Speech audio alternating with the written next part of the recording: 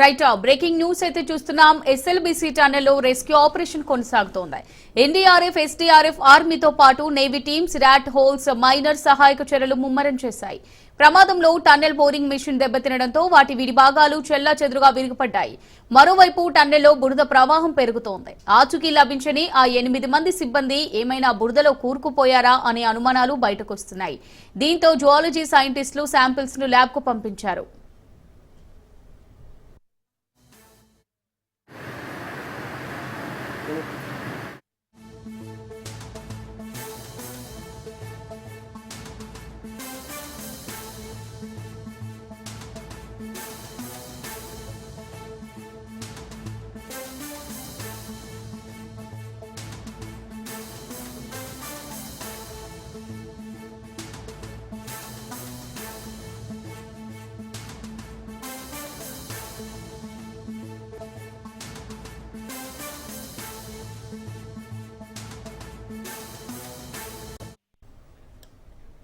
బురద వరదతో rescue operation కు తీవ్ర ఆటంకం ఏర్పడుతోందని రెస్క్యూ టీమ్స్ చెబుతున్నాయి. భారీ మోటార్లతో వాటర్ పంపింగ్ చేస్తున్నామని తెలిపారు. 12 కిలోమీటర్ల వరకు లోకో ట్రైన్ లో రెస్క్యూ టీం ప్రయాణం చేస్తోంది. అనంతరం కన్వేయర్ బెల్ట్ పై 1.5 కిలోమీటర్లు నడిచి వెళ్తోంది. అయితే రెస్క్యూ టీం రాకపోకలతో కన్వేయర్ బెల్ట్ కూడా లూజ్ అవుతోంది. ఏ క్షణమైనా బెల్ట్ ఊడిపోయే ప్రమాదం ఉందని సమాచారం.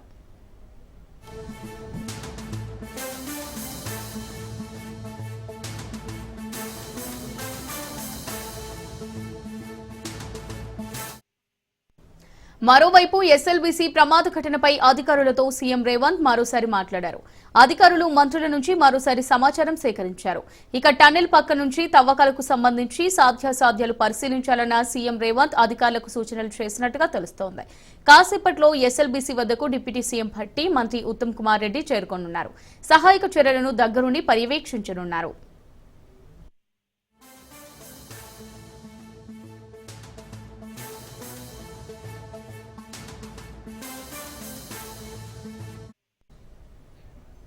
రైట్ గా దీనికి సంబంధించి మరిన్ని డీటెయిల్స్ మా రిపోర్టర్ సాగర్ లైవ్ ద్వారా అందిస్తారు. సాగర్, మరి ఎస్ఎల్బీసీ టన్నెల్లో సహాయక చర్యలు కొనసాగుతున్నట్టుగా తెలుస్తుంది. 3 రోజులు గడిచినా సరే 8 మంది ఆచూకీ అయితే కానరావడం లేదు. మరి దీనికి సంబంధించి అప్డేట్స్ ఏంటి?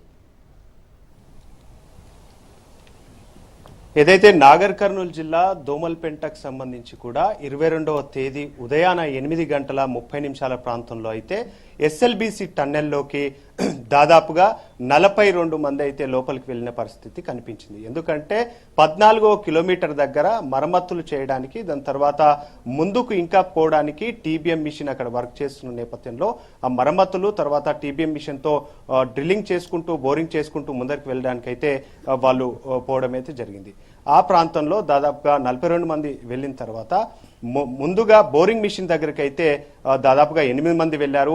మధ్యలో ఒక 35 మంది, దాంతో 32 మంది, తర్వాత 3 ఉన్నారు. ఈ విధంగా ఉన్న నేపథ్యంలో ఒక్కసారిగా కూడా ముందుగా ఏదైతే అక్కడ నుంచి 2 కేసింగ్ దాకా కూడా వాటర్ అయితే లీకేజ్ అవుతుందే, ఈ లీకేజీకి సంబంధించి కూడా కొంతమంది కార్మికులు అప్పటికే కూడా చూసుకున్న ప్రాంతంలో కొంతమంది ముందుకు అలర్ట్ అయి ముందుకు వచ్చారు. దీంతో ఒకసారిగా ఫస్ట్ గా ఒక సెగ్మెంట్ అయితే ఏదైతే టన్నెల్ కు యూజ్ చేస్తారో ఆ సెగ్మెంట్ ఒకసారిగా కుప్పకూలిపోవడంతో మీది నుంచి ఒకసారిగా వాటర్, బురదతో కూడుకున్న వాటర్ అంతా కూడా కిందికి వచ్చింది.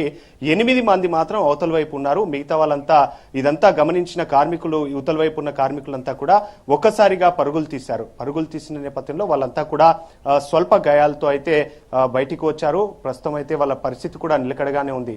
అయితే ఏదైతే ఈ 8 మంది కార్మికులు ఉన్నారో వాళ్ళంతా కూడా లోపలే చిక్కుకుపోయారు. చిక్కుకుపోయి కూడా నేటికి 3 రోజులు గడిచిపోయింది. 3 రోజుల నుంచి కూడా వాళ్ళ ఆచూకీ మాత్రం తెలియడం లేదు. వైపు ఇటు ఆర్మీ బృందాలు, ఎన్డీఆర్ఎఫ్, ఎస్డీఆర్ఎఫ్, సింగరేణికి సంబంధించిన స్పెషల్ టీమ్స్, దాని తర్వాత ఏదైతే ర్యాట్ హోల్స్ అని చెప్పేసి ఉత్తరాఖండ్ నుంచి స్పెషల్ టీమ్ ను తెప్పించారో వీళ్ళంతా కూడా వర్క్ చేస్తున్నా గత 3 రోజుల నుంచి కూడా వర్క్ చేస్తున్నారు. కానీ ఎటువంటి ఆచూకీ మాత్రం లభించడం లేదు. ఎవరైతే 8 మంది లోపల చిక్కుపోయారో వాళ్ళ ఆచూకీ ఇంతవరకు కూడా లభ్యం కాలేదు. తాజాగా కూడా ఇటు మంత్రులు రోజు మంత్రులు వచ్చి పోతున్నారు, సమీక్షలు నిర్వహిస్తున్నారు, అధికారులతో సమీక్ష నిర్వహిస్తున్నప్పటికీ కూడా దీనికి సంబంధించి ఎటువంటి అప్డేట్ మాత్రం రావడం లేదు. ఎందుకనంటే 14వ కిలోమీటర్ నుంచి కూడా 11వ కిలోమీటర్ వరకు కూడా నీటి ప్రవాహం వస్తూనే ఉంది.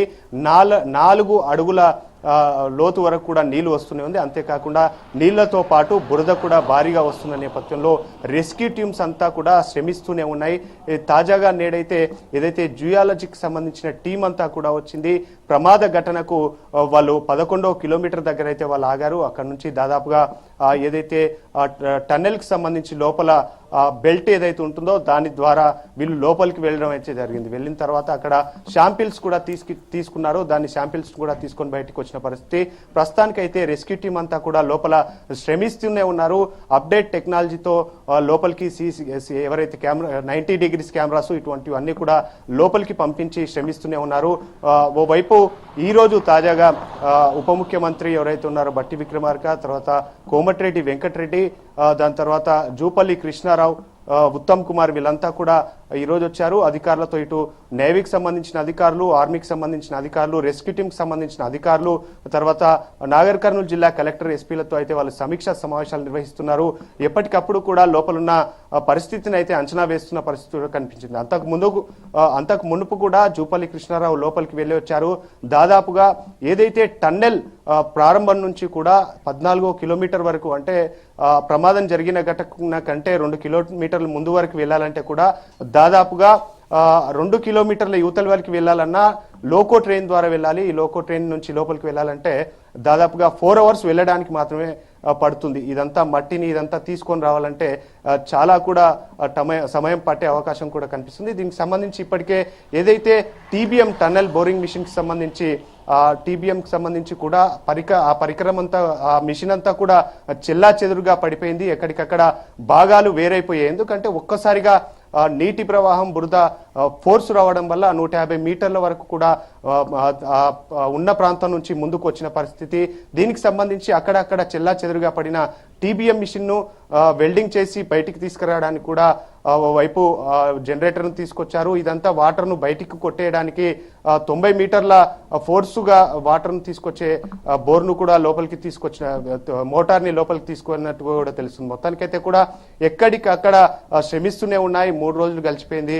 లోపల 8 మందికి సంబంధించి అసలు వాళ్ళకు ఆక్సిజన్ అందుతుందా, లేకపోతే వాళ్ళ పరిస్థితి ఎలాగుంది అని చెప్పేసి కూడా ఓవైపు అధికారులు అంచనా వేస్తున్న పరిస్థితి కూడా కనిపిస్తుంది. అమూల్య, రైట్ సాగర్, మరి బురదలో ఈ 8 మంది చిక్కుకుపోయినట్టు అనుమానంతో శాంపిల్స్ అయితే జియాలజీ టీం అయితే ల్యాబ్ కు పంపినట్టుగా తెలుస్తుంది. మరి ఆ రిపోర్ట్స్ ఎప్పటి వరకు వచ్చే అవకాశం ఉన్నట్టుగా తెలుస్తుంది?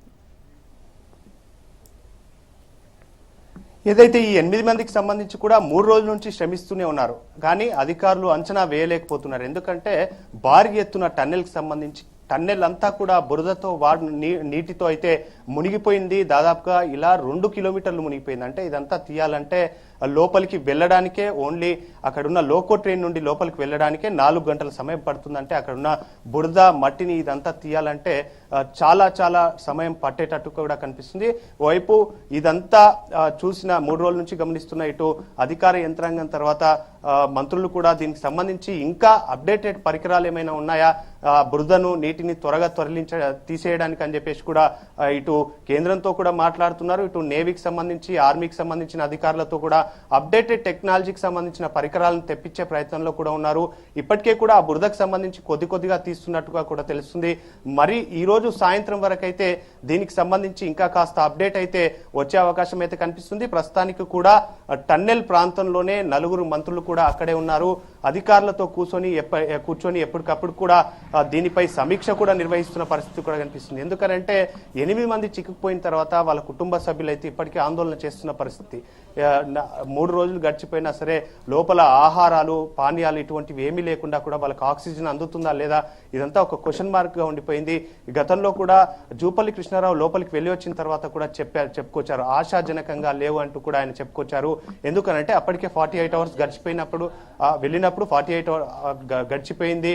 లోపల వాళ్ళకి ఎటువంటి పరిస్థితి ఉంది, అసలు ఆక్సిజన్ అందుతుందా లేదా అనే కోణంలో కూడా ఇదంతా చూసిన తర్వాత, అధికారులు చూసిన తర్వాత ఆశాజనకంగా లేదని కూడా జూపల్లి చెప్పుకొచ్చారు. కానీ నిన్న ఏదైతే మధ్యాహ్నం పూట అందులో ఒక కార్మికుడిది మాత్రం ఫోన్ రింగ్ అయినట్టుగా కూడా తెలుస్తుంది. మంత్రి కోమటిరెడ్డి కూడా చెప్పారు, ఫోన్ రింగ్ అయింది, వాళ్ళు ప్రాణాలతో ఉన్నట్టున్నారు అనే కోణంలో కూడా వాళ్ళు ఒకసారి మళ్ళీ లోపలికి ఆర్మీ రెస్క్యూ సిబ్బంది కూడా చెప్పిన పరిస్థితి కూడా కనిపిస్తుంది. తాజాగా కూడా అధికారులు కూడా లోపలికి వెళ్ళి వచ్చారు.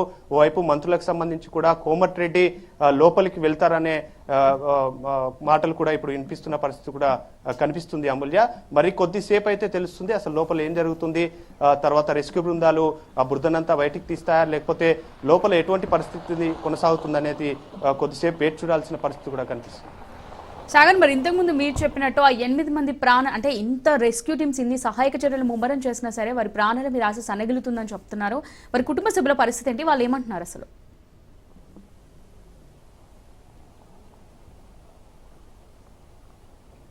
రైట్, ఓవైపు రెస్క్యూ టీమ్స్ కి సంబంధించి కూడా అన్ని బృందాలు కూడా ఇక్కడికి చేరుకున్నాయి. ఇటు ఎన్డీఆర్ఎఫ్ కు సంబంధించిన బృందం, ఎస్డీఆర్ఎఫ్ కు సంబంధించిన బృందం, సింగరేణి ప్రాంతానికి సంబంధించి అదంతా కూడా అండర్ గ్రౌండ్ టన్నెల్లో వర్క్ చేస్తారు కాబట్టి వాళ్ళకు పూర్తి అవగాహన ఉంటుంది టన్నెల్ వర్క్ సంబంధించి వాళ్ళను కూడా నిపుణులను ఇక్కడికి తీసుకొచ్చారు.